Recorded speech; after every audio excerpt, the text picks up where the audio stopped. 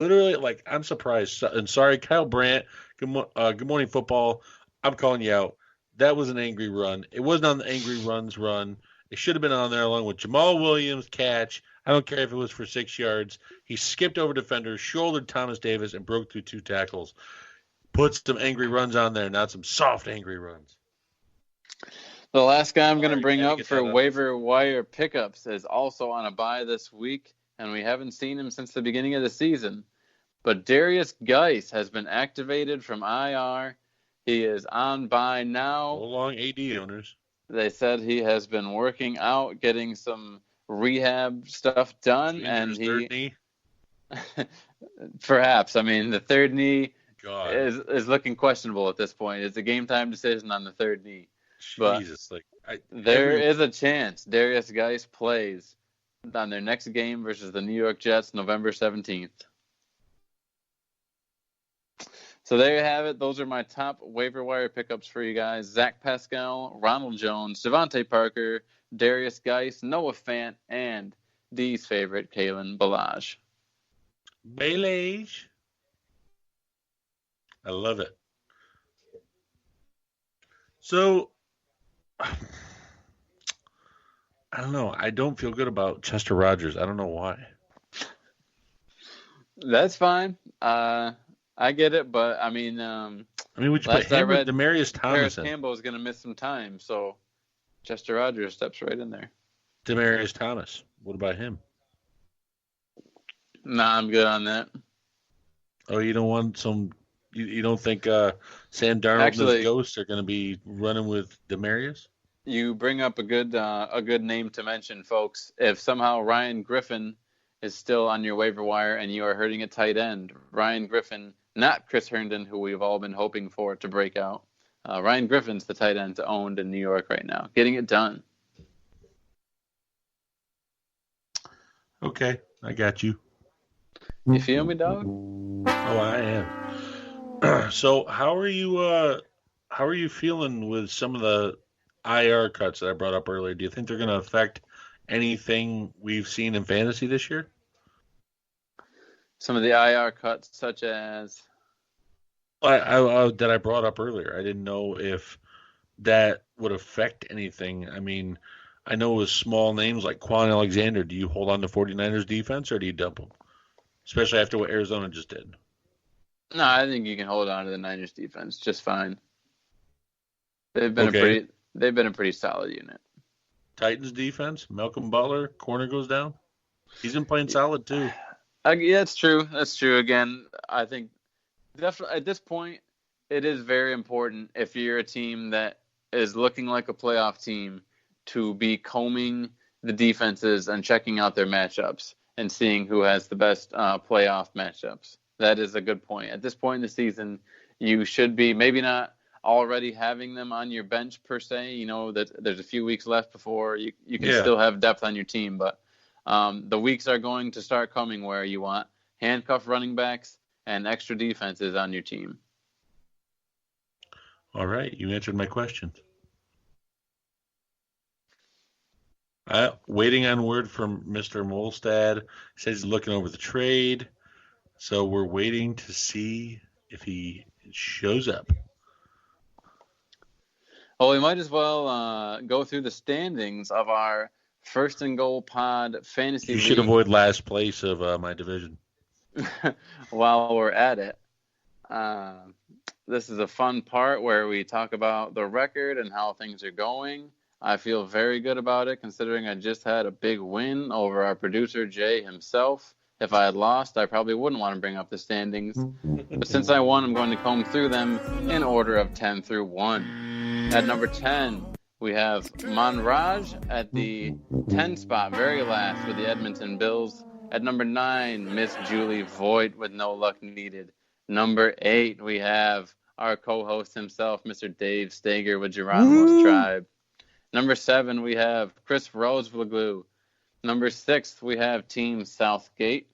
Number 5, we have our very own, not our very own, but the beloved Ryan Molstead of Packers 365, bringing in the middle of the pack. At number 4, we have the producer Jay. At number 3, your very own fantasy guru, quickly rising to the top, Mr. Dillon Busby, at Dillon Busby1 on Twitter. Follow me. I'm great. Number 2, we have Average Joe's. And number 1, we have Shady's Moves with a record of 8-1. Hello? So what? Did the top 6 teams go to the playoffs, correct? That is correct. 2 spots out, folks. You guys, I'll you say guys this. know, you guys know, right? That I want to win. Here's a quick note, and I bring it up because it's very important, guys. Okay, this is a 10-team league. Your odds are winning, obvious, 1 in 10, right? My fantasy prowess, let's say, is so good. It runs in my genes. The first and second place teams are my blood relatives, folks. So I'm just throwing that out there. Just want to say it's not like some bum teams are coming in here getting lucky. No. These are people that listen to me every single day, soak in my knowledge, put it to use, and are now placed first, second, is Joe the one I met? Third. Correct. Oh. Dylan, So stop. Time out. Wait, again. If I hadn't have been doing what I always do and been yapping my butt off at freaking church afterwards about how, I live in a van down by the river, I would have gotten home to change my team, and your ass not only wouldn't be 1 and 2 and 3, this dude would have been number 2. Mode. Hey, I mean, that's the way the Rowdy. cookie crumbled. That's the way the chips fell. That's whatever insert cliche you want, baby. A win is a win. As Vin Diesel says, it doesn't matter inch or a mile. Man, I was so mad at myself. Singletary had 21 points, and I sat him, and I He was was a tough. Yeah. I was It was a tough play. 4 points from beating Shady Moves. And Amari Cooper, with 2 minutes left, I was watching that Dallas game, dropped a 35-yard catch. He usually makes. That would have put me, I think it was 0.2, 0.3 from what my math was telling me over Shady Moves. Yeah, man. Guys got a solid squad. Yeah, man. When I didn't think I had a chance. All I had was Ingram and Cooper, and then I saw Cooper go for the 45-yarder, and I'm like, oh my god, I might have a chance. And then it broke my heart. So we might as well go through the 8-1 squad, and I want to caveat this by saying, folks, this particular owner was an auto draft. So yes, the moves have been made since the draft to get where he is right now, but boy, oh boy, things were working in quite a way. The algorithm worked to perfection when it came to auto drafting for this guy. So right now, Matt Stafford, quarterback, not drafted highly. Obviously, I believe he started out with a different quarterback. But the combination of Christian McCaffrey and Dalvin Cook really is what's getting it done for him. I mean, when you have the top 2 ranked running backs to count on every single week. I mean, I had this a few years ago when Zeke and Le'Veon were just running wild every single week. When you have 2 stud running backs who can catch the ball, who can get goal line work, and they're both on successful offenses, that more often than not is the path to a championship. So you take those running backs, you play Stephon Diggs, plugged in Golden Tate, has Mark Andrews, has been dealing with Robert Woods. I mean, has Joe Mixon on the bench. It's been an awful year for Mixon, Alshon Jeffrey, Sammy Watkins, Phillip Lindsay. So, I mean, that's the type of team, folks, that's 8-1 right now. It's a few stud players and then just making moves every single week to fill the holes, and that's what he's been doing.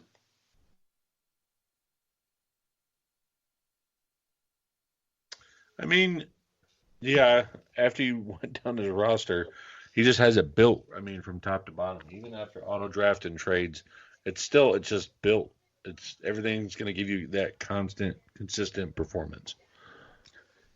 True. I mean, obviously, I personally would like to have more consistent receiver play. I mean, he's got Golden Tate, who has been getting it done, but when you think about playing Golden Tate, it's nothing you feel good about. I mean, It's kind of like throwing a hot dog in a microwave. You're like, well, it's something to eat, but I don't feel good about it. Then you if it's Oscar Mayer, it's solid. And then you have, Robert Woods, who's been on that dynamic offense in Sean McVay's system, but Cooper Kupp's been the receiver to own in LA by far. So it's just been playing the odds, but when you have two guys you can set and forget, that's what's nice. I wish I had that problem. And we will be right back for more from you. It's time to take a little bit of a longer break here, so we'll be back in about 4 minutes. If you got to go get something to drink or go to the bathroom or whatever, that's the time to do it right now. Be back in a few, guys. And if you haven't had enough of our banter tonight, you want to visit NFL Addictions on Facebook.com for all of your NFL banter and debate. It's not a trash talk site, so keep it clean and keep it cordial. That's NFL Addictions on Facebook.com. And if you still have an itch to scratch when you're done with that, you want to visit Raz Addictions on Facebook.com to play their version of the raffle for all kinds of chances at cool prizes. You can even win some cash. Buy a $10 raffle ticket with a chance at $100. That's a chance to win 10 times your money. It don't get any better than that.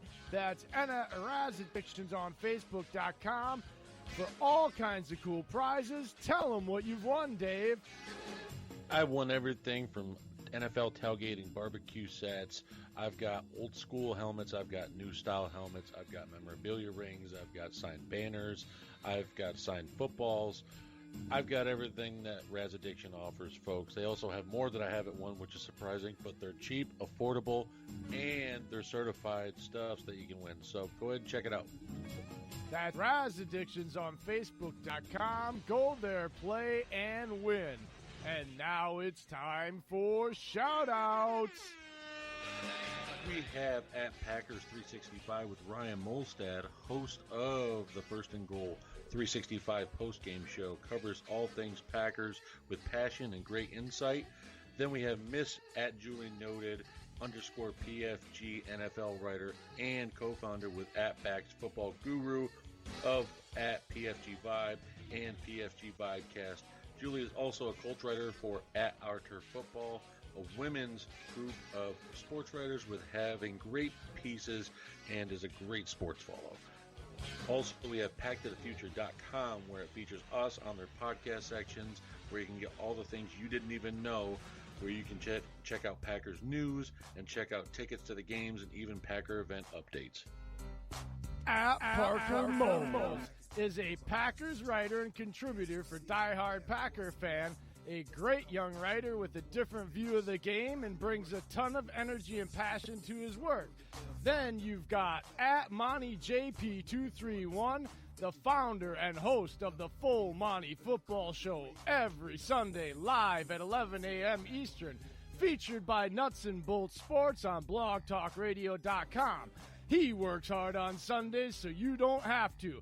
And follow the rest of the crew too at Greg Cowboys, at Lion Cuban, and at the other George Lopez. Again, that's at MontyJP231 on the Twitter. We're going to round this out with the NFC North Round Table Fellas. Starting off with at Mike Zimmer's Ears. JB is co-host of the Heart and Skull podcast. Then we have at the Fifth Top.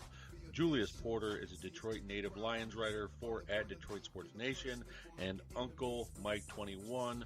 Austin Fugelstad is the co-host of at Hollis Hall Brawl, covering all the things you need to know about the Bears, Vikings, Lions, and Packers from these fellas.